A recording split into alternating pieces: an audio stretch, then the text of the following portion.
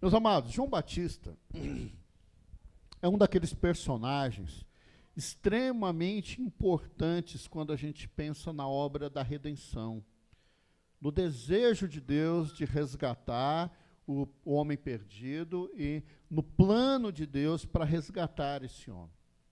Então, quando a gente olha para João Batista, a gente percebe uma pessoa fundamental nesse projeto, nesse processo todo, né? João Batista, em algumas traduções antigas, é chamado de João o Batista. É muita prepotência a gente achar que ele era batista, né? Mas existe uma teoria chamada JJJ, que diz que é João, né, Jerusalém, Jesus, que diz que João Batista foi o primeiro batista, e Jesus foi batizado por João Batista, logo Jesus era... Oh, meu Deus, é muita arrogância, não é?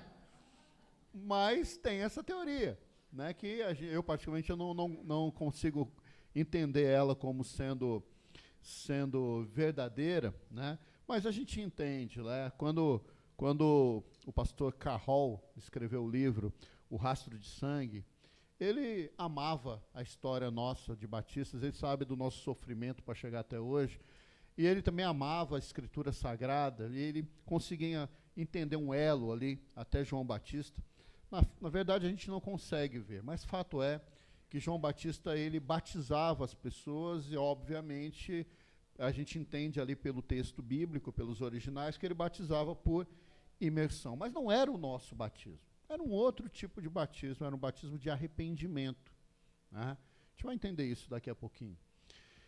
E João Batista, ele era primo de Jesus Cristo. Ele era filho de Zacarias e Isabel, né? Ele era primo de Jesus. Isabel, ela era estéril, ela não podia ter filhos, né? Eu imagino o sofrimento de uma mulher numa cultura em que a mulher era valorizada por dar filhos à família, por poder ter filhos, né? Ela não tinha filhos. E tinha um outro detalhe, que o seu marido, Zacarias, ele era sacerdote. Então ele servia no templo como sacerdote. E para um sacerdote era muito complicado ele não ter filhos também, né? Porque ele olhava para si mesmo e percebia que toda a história dele terminaria nele, né? Porque naquela época a gente não tinha sacerdotisas, né? Então não poderia nem ser uma menina, teria que ter um filho homem ali, ele não tinha nem sequer um ou outro, né? Mas Deus escolhe Zacarias, junto com sua esposa Isabel, para trazer um menino à vida. Então o anjo do Senhor comunica esse milagre maravilhoso ali para eles, e ela consegue engravidar, e ela compreende ali que aquilo seria algo especial, que Deus faria algo especial através da vida daquele menino. Tem um dos textos que eu mais gosto na Bíblia, que é quando Maria também, no mesmo tempo ali, com a diferença de alguns meses, ela fica grávida também de Jesus Cristo, através do Espírito Santo, e uma vai visitar a outra. E diz que os meninos se remexiam no ventre, se agitavam no ventre ali, durante aquela visita. A gente percebe, né, uma associação direta, né, quando a gente pensa em Davi dizendo assim: eu ainda era uma substância sem forma definida no ventre da minha mãe, e todos os meus dias já existiam para Deus. A gente percebe claramente como a Bíblia nos mostra que a vida ela antecede ao parto, né? Então, de uma forma maravilhosa, Isabel fica grávida, Zacarias é abençoado, esse menino vem à vida, e ele vem à vida com uma missão específica. Ele tinha uma missão, e a missão dele se distinguia da missão de todos os outros profetas. A palavra do Senhor vai dizer que não existiu na terra profeta maior do que João Batista, né? Que, aliás, para muitos entendem que ele seria o último dos profetas, né? Por conta da obra de anunciação. Então, ela termina ali com João Batista anunciando Jesus Cristo, né? Lucas, ele vai ajudar a gente, ele dando uma data ali. Ele vai dizer que tudo isso aconteceu, Maria ficando grávida, João Batista também ali no ventre de Isabel, numa data específica que foi durante o reinado de Tibério César. Então a gente percebe que claramente eles foram ali contemporâneos, não tem dificuldade nenhuma com isso. Só que talvez a informação mais importante que a gente tem, tanto de Marcos, quanto de Mateus, quanto de Lucas, é que João Batista ele havia sido anunciado pelo profeta Isaías. E a gente pega lá Isaías 40, versículos de 3 a 5, a gente vê essa declaração sobre João Batista, né? Então, Isaías 40, 3 a 5, vai dizer assim: uma voz clama, no deserto preparem o caminho para o Senhor. Façam no deserto um caminho reto para o nosso Deus. Todos os vales serão levantados, todos os montes e colinas serão aplanados, os terrenos acidentados se tornarão planos, as escarpas serão niveladas, a glória do Senhor será revelada, e juntos todos haverão, pois o Senhor é quem fala. Então, o João Batista, esse personagem que a gente pensa nele hoje, ele havia sido profetizado por Isaías, que, aliás, Isaías é um profeta messiânico, né? É o profeta que deveria ser lido, estudado e entendido por um povo que ignorou a profecia de Isaías. Porque os judeus, eles esperavam um Messias glorioso. Eles esperavam um Messias líder de exércitos. Eles esperavam um Messias que expulsaria todo o Império Romano da região da Judéia. E quando a gente olha para Isaías, a gente não vê isso, né? Isaías diz: ele surgirá como um brotozinho tenro e frágil, mas ele crescerá e será grande e maravilhoso. Isaías vai dizer: não tinha parecer, nem formosura, e olhando nós para ele, nenhuma beleza havíamos para que o desejássemos. Se a gente olhar para Isaías, Isaías vai falar sobre Jesus, dizendo que ele era um homem de dores, experimentado nos trabalhos, né? Se a gente olhar para Isaías, a gente vai ver Isaías dizendo que ele, Jesus, levou sobre si as nossas enfermidades, as nossas dores ele levou sobre si. Sobre ele foi imputado um castigo, e esse castigo nos traz a paz. E sobre as suas pisaduras nós somos sarados. E esse Isaías diz: uma voz vai preceder a chegada desse Messias. E essa voz, no deserto, ela preparará o caminho dele. E a gente vê João Batista, já adulto, pregando no deserto, nos arredores de Jerusalém, ali da Judéia, e as pessoas indo até ele para ouvir uma mensagem motivacional, uma mensagem de ânimo, uma mensagem autoajuda. Vocês conhecem a mensagem de autoajuda de João Batista? Raça de víboras. Vocês estão achando que vocês são importantes porque vocês são descendentes de Abraão? Até de pedra Deus pode fazer filhos a Abraão. Arrependam-se, porque é chegado o reino de Deus. Tá? Então, a mensagem de João Batista era uma mensagem que levava aquele povo a reconhecer os seus pecados, a reconhecer os seus erros. E todos aqueles que se arrependiam eram batizados por João Batista. Tá? Todos. Mas não era um batismo como o nosso batismo. O nosso batismo, ele é um símbolo de que você está morrendo para o velho homem, está sendo sepultado porque esse homem velho morreu, e você sai da água como um homem ressuscitado para uma nova vida. Então, o batismo que nós praticamos é o batismo de Jesus. Os judeus, eles tinham vários tipos de batismo, gente, vários tipos. Um deles era esse batismo de arrependimento. Só que havia também o batismo purificação, por exemplo. Então, no ato ali de purificação, muitas vezes era aconselhado que alguém se batizasse ou que mergulhasse algumas quantidades de vezes na água. Tinha batismos cerimoniais, tinha vários tipos de batismo. Não era uma coisa que foi inventada ali por João Batista, não. Mas no caso dele, ele pregava para o arrependimento. Arrependimento. Está difícil, né? Hoje em dia a gente também prega para arrependimento e tem poucas pessoas que se achegam, né? Então vamos lá. Quando a gente olha para o Evangelho de Marcos, a gente entende logo no primeiro versículo qual que é a ênfase desse Evangelho. É fácil de entender, né? Eu já expliquei aqui algumas vezes que era uma estrutura de escrita, você começar escrevendo aquilo que é mais importante, depois o que é menos importante, até aquilo que é só citação, ou quase irrelevante. E Marcos, quando ele vai começar o evangelho dele, o que ele diz? Princípio do evangelho de Jesus Cristo, vírgula, o Filho de Deus. Então, o propósito do evangelho de Marcos é afirmar que Cristo, não só afirmar, como demonstrar que Jesus Cristo é o Filho de Deus. Que Jesus Cristo é o Messias. Que Jesus Cristo é o prometido das nações, o alfa, o ômega, o princípio, o fim, aquele que era, que é, que há de vir, que vem para salvar, mas também vem para julgar aqueles que não o aceitam como Salvador.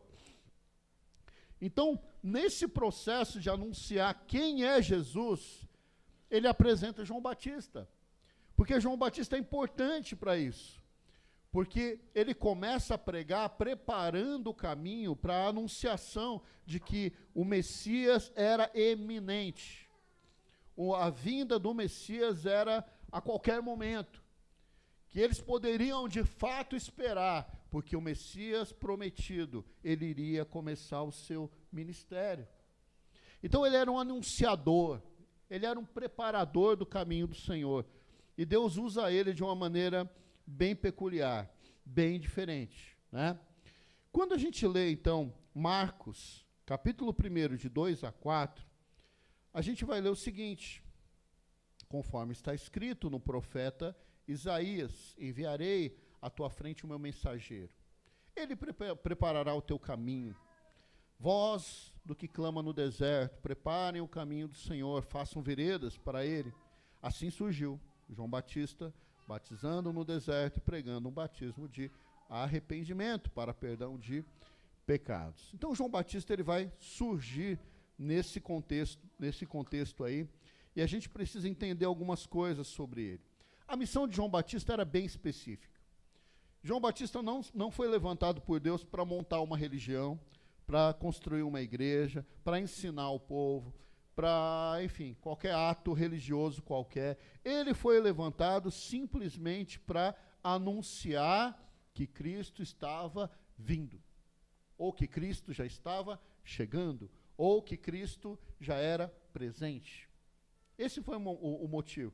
E eu acho bastante interessante, quando a gente olha lá em Lucas 3:3, que ele não ficou, a gente tem a impressão que ele ficou parado ali, e as pessoas vinham até ele, não. Ele percorreu toda a região, pregando, anunciando, olha, o Messias prometido, ele vem. Se arrependam, porque já está chegando. Então ele vai fazendo isso, vai pregando. Mateus 3:5 vai dizer que muita gente, Mateus 3, capítulo 5, muita gente vinha até ele para ouvir a pregação dele. Então João ele teve a capacidade de atrair as pessoas até ele, de trazer as pessoas para perto dele. Isso é uma característica importante que a igreja precisa ter. A igreja ela precisa ser atraente ou atrativa. As pessoas precisam ter vontade de conhecer a igreja. As pessoas precisam ter vontade de visitar a igreja. As pessoas precisam ter vontade de voltar na igreja. A igreja precisa ser o ambiente mais agradável da sua vida. Quando eu falo igreja, eu não estou me referindo a essas paredes ou a essa igreja. Eu falo do corpo de Cristo. ele tem que ser tão atrativo que as pessoas queiram fazer parte disso. E João Batista, ele tinha essa característica. Apesar da pregação dele ser muito dura, ainda assim as pessoas iam até ele para ouvir, porque entendiam que, apesar da mensagem ser dura, era uma mensagem que podia mudar a vida delas. E eu quero falar um pouco dessa mensagem, porque quando a gente olha para a vida de João Batista, a gente percebe que sobre ele a gente pode falar, pode dar uma declaração, de que na vida de João Batista, a mensagem era mais importante do que o mensageiro. Na vida de João Batista, a mensagem era mais importante do que o mensageiro. A gente está vivendo um tempo, meus amados, que muitos pastores, eles são tão vaidosos, muitos líderes religiosos, eles são tão cheios de si, tão envaidecidos com a sua posição, que dá a impressão de que a mensagem é um acessório e quem é importante é o mensageiro. E quando a gente olha para a vida de João Batista, a gente percebe que não. Para João Batista, o importante era a sua missão, a sua mensagem. E a gente entende isso claramente quando a gente percebe que, apesar de ser filho de um sacerdote, ele não puxou para si todos os benefícios que ele teria direito. João Batista poderia ter falado, tá bom, eu tenho que pregar sobre o Messias, eu vou pregar no templo. Poderia, sim ou não? Sim, era filho de sacerdote. Ah, não, eu vou pregar na sinagoga. Poderia, sim ou não? Sim, ele era filho de sacerdote. Ele poderia usar vestes sacerdotais? Sim. E olha que as vestes eram tão exageradas que de longe você sabia que vinha um sacerdote, né? Era um negócio exagerado. Cheio de penduricário, pedras. Era um negócio complicado. E a gente olha João Batista. Ele troca o templo pelo deserto. Ele troca as vestes sacerdotais por pele de carneiro.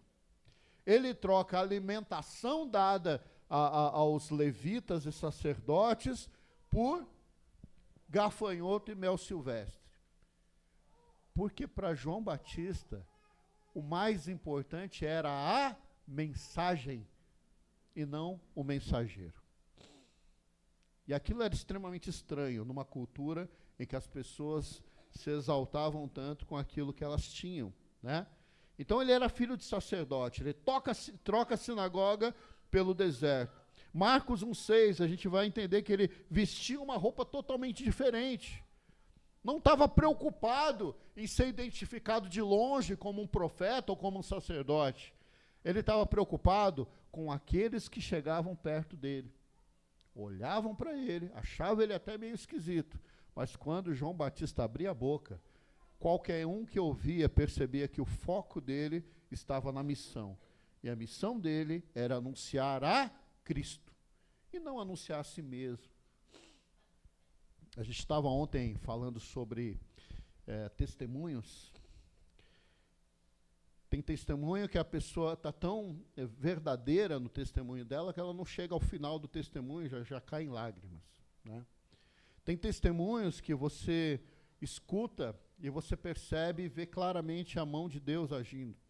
Tem outros testemunhos que você percebe claramente que a pessoa só quer dizer que ela é especial. Então, eu fui abençoado, eu passei por um milagre, eu tenho o que contar, né? Você tem testemunho que a pessoa começa a contar, quando chega no final você fala, cadê o testemunho? Só falou de desgraça, de erro, né? Cadê o testemunho? Autocomigeração, né? A pessoa tem o gostinho de dizer, olha como eu sou sofredor. João Batista não.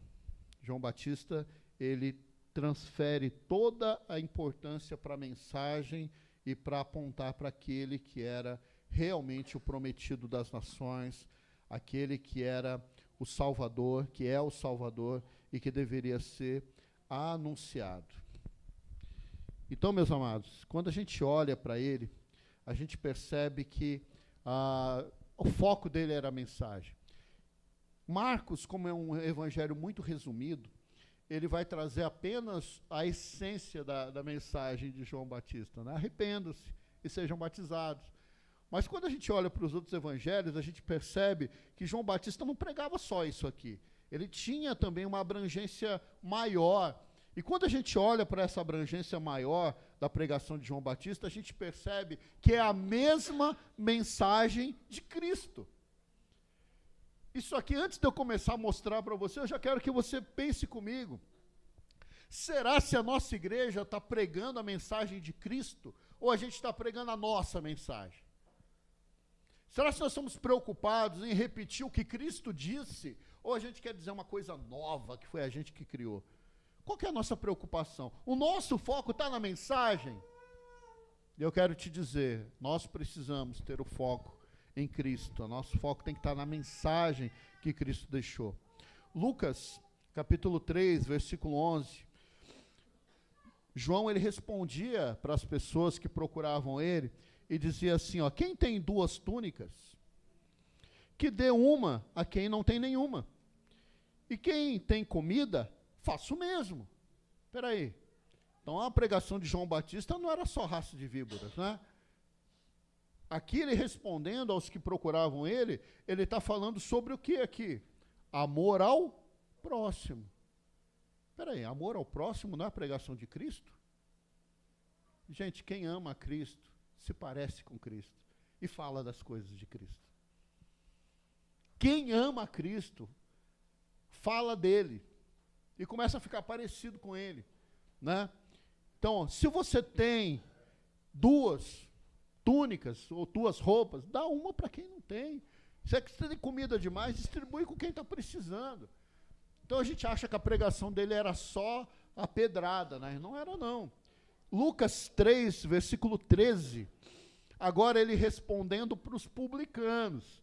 Os publicanos também perguntaram para ele sobre a pregação dele, sobre a mensagem dele. Ele respondendo para os publicanos, ele diz o seguinte, ó, não cobrem nada além do que lhes foi estipulado. Ou seja, sejam honestos. Espera aí, sejam honestos, não é a pregação de Cristo? Não é você ser justo ali no seu trabalho, não é o que Cristo ensinava? Olha só, a gente começa a ver que João Batista, ele tinha uma mensagem mais ampliada, e a mensagem dele era importante para aquela época. Depois ele responde também para os soldados, lá no versículo 14, né? Então, alguns soldados lhe perguntaram, e nós? O que devemos fazer? Né? E ele responde, não pratiquem extorsão, não criem milícia. Está escrito aí, né? Vocês estão vendo aí? Não criem milícia? Não. Mas é o que ele está dizendo, né? Não pratiquem extorsão, nem acusem ninguém falsamente. Né? Contentem-se com o seu salário. Meu Deus, parece que ele está falando de uma polícia moderna, né? Que pede propina, que extorque um comerciante, né, que para um carro na rodovia, e se tiver tudo certo, ele pede um cafezinho. Dá a impressão que ele está falando dos policiais modernos, né? Então a mensagem de João Batista era mais ampliada, não era apenas o chamado ao arrependimento, ele também mostrava ali o caminho. Mas a gente vai entender, meus amados, que como João Batista ele era extremamente fiel à sua missão, à sua mensagem, descolado daquilo que era a religiosidade da época, as pessoas começaram a criar uma expectativa de que ele poderia ser o Messias. Então, se a gente ler Lucas 3,15, né? Lucas 3,15 vai dizer, o povo estava em grande expectativa, questionando em seu coração se acaso João Batista não seria o Cristo. Então o povo estava ali, querendo, ansioso para conhecer o Messias, né? E eles questionam a João Batista. E a resposta de João Batista é a grande mensagem dessa noite. É aquilo que a gente precisa colocar no nosso coração. Marcos, capítulo 1, versículo 8. Ele vai dizer o seguinte, eu os batizo com água, mas ele os batizará com um Espírito Santo. E aqui cabe um parênteses. A gente ainda tem batismo hoje, é diferente, eu já expliquei, mas esse batismo de água, ele salva a gente. Você que é batizado, Sérgio, você foi salvo porque você tomou um banho lá? Você que colocou toda a água do batistério para fora. Você foi salvo porque te batizaram? A pessoa junta eu, você. Né? Tem que pedir para colocar o nível da água mais baixo, né, Léo? Você foi salvo por conta do batismo? Não. Porque o batismo, ele é um símbolo. Ele é só um símbolo de que algo mais importante já aconteceu na tua vida. Né? Então, João Batista ele vai responder assim, não, gente, eu não sou o Messias. Eu batizo com água. Mas ele os batizará com o Espírito Santo.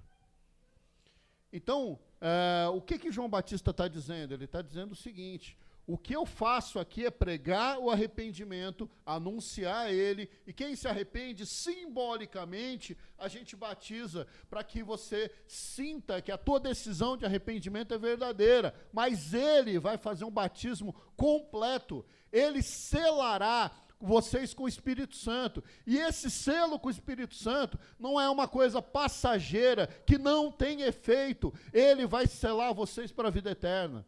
Essa é a mensagem. Jesus era capaz de batizar você de uma forma definitiva. Definitiva. Esse selo do Espírito Santo, ele é definitivo. Só que Marcos é um evangelho extremamente reduzido. A gente tem aqui 7 versículos para contar essa história toda, enquanto a gente olha lá em Lucas, são 18 versículos para contar a mesma história. E Lucas, ao citar a resposta de João, está lá em Lucas 3, versículo 16, ele responde um pouco diferente.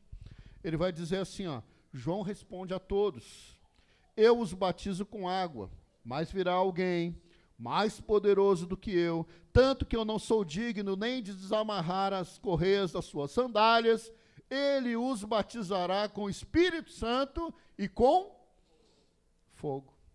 Tem muita gente que já acha aqui que é o batismo de fogo. Né? Temos aí uma controvérsia. Né? Temos uma controvérsia. Mas o que João Batista está dizendo é o seguinte: ele vem e ele quer salvar a todos. E aqueles que se arrependerem e se achegarem a ele, ele vai batizar com o Espírito Santo, ou seja, ele vai selar você para a vida eterna. Porém, aqueles que não forem salvos, aqueles que não se achegarem a ele, sofrerão o castigo com o fogo. E a gente percebe isso claramente quando a gente entende que Jesus, ele salva, mas ele também traz juízo sobre aqueles que não desejam ser salvos. João 3,16 é o versículo que a gente conhece de cor, né? Porque Deus tanto amou o mundo, que deu o seu único Filho, para que todo aquele que nele crê não morra, não pereça, mas tenha... O desejo de Cristo é salvar a todos. Esse é o desejo de Deus. Mas nem todos vão se salvar. E aí Mateus vai explicar o que João Batista está dizendo, lá em Mateus capítulo 3, versículo 10, e que a gente vai ler o seguinte: o machado já está posto à raiz das árvores, e toda árvore que não der bom fruto será cortada e lançada aonde? No fogo. O fogo aqui, gente, não é um ato do Espírito Santo de restaurar, de capacitar, de dar dons. O fogo aqui é juízo. O sentido do texto é que o fogo aqui é juízo de Deus. Então, Mateus, explicando o mesmo texto, ele vai dar o exemplo da árvore que não dá fruto. A gente vai ver isso depois com quem? Com Tiago, certo? Com o próprio Paulo falando desse assunto, Pedro falando desse assunto. Então, o machado está posto à raiz das árvores. Então, a árvore que não dá bom fruto, ela é cortada, porque não faz sentido você manter uma árvore no meio da tua plantação se ela não dá fruto nenhum, ou se o fruto dela é ruim. E você pega essa árvore de fruto ruim e lança ela no fogo para ser queimada, né? Então é preciso nós darmos frutos de salvação, porque quem é salvo vive como salvo. Durante um tempo eu auxiliei uma igreja, quando a gente era recém-casado, e sempre na escola bíblica dominical surgia perguntas relacionadas se existe a perda da salvação. Sempre chegava. Porque as pessoas tinham um entendimento de que se você pecasse, você deixava de ser salvo, tal. Então sempre tinha essas questões assim. E eu, como um bom batista, a gente respondia: uma vez salvo, salvo para sempre. E as pessoas ficavam indignadas com aquilo, porque, como assim? Então quer dizer que se a pessoa se desviar e começar a viver uma vida promíscua, ela continua salvo? E eu respondia que aquele que é salvo, vive como salvo. A gente não tem problema com isso. Aliás, se você tem dúvidas sobre isso, é o seguinte: se você acha que o crente perde a salvação, viva de forma que você não perca. Simples assim. Mas se você acha que o crente não perde a salvação, então você tem a obrigação de ter frutos de salvação. Então a responsabilidade é a mesma. Porque aquela árvore que não dá bons frutos, aquele crente que é só nominal, mas a sua vida, ela não demonstra que ele é salvo, esse vai sofrer o castigo desse fogo, que queima eternamente. Vamos ver o que Lucas fala, lá no 3,17. Lucas 3,17, também explicando essa mesma mensagem de João Batista aqui, ele vai dizer o seguinte: ele, Jesus, traz a pá em sua mão, a fim de limpar a sua eira e juntar o trigo em seu celeiro. Então, o trigo vai para onde? Para o celeiro. Me ajuda aí. O trigo vai para onde? Para o celeiro, né? Mas queimará a palha com o fogo que nunca se apaga. Opa! Essa é a mensagem. Então essa é a mensagem, de que aquele que é trigo vai ser colocado, guardado com Cristo em seu celeiro. Mas aquele que só é palha vai ser queimado. Mas você já queimou palha alguma vez, gente? Como é que é fogo de palha? Tem até a expressão brasileira: ah, isso aí é fogo de palha. Né? Fogo de palha, você acende, ele cresce e daqui a pouco... Mas aqui não. Aqui a expressão usada aqui é o fogo que nunca se apaga. Ou seja, a condenação eterna. Então nós precisamos entender, né, a mensagem de João Batista. E a mensagem de João Batista é: eu não sou nada, ele é tudo. Eu sou só quem prepara o caminho. Ele é quem deve ser adorado. Quando Jesus chega para ser batizado, ele aponta de longe e fala: eis o Cordeiro de Deus que tira o pecado do mundo. E Jesus fala: eu vim ser batizado. Ele fala: misericórdia, quem sou eu para batizar você? Então a mensagem de João Batista: eu não sou nada e ele é tudo. A mensagem de João Batista é: o mensageiro não importa, o importante é a mensagem. E qual que era a mensagem? Arrependei-vos, porque é chegado o reino de Deus. Né? Arrependei-vos, vivam de forma digna, responsável, amando o seu próximo, de forma justa. E Jesus, ele vai juntar para si todos aqueles que forem salvos por ele. Mas aqueles que não forem salvos serão lançados por uma condenação eterna. E o símbolo dessa condenação eterna aqui é um fogo que nunca se apaga. Então, meus amados, nós temos uma responsabilidade de olhar para dentro do nosso coração e fazer uma pergunta simples.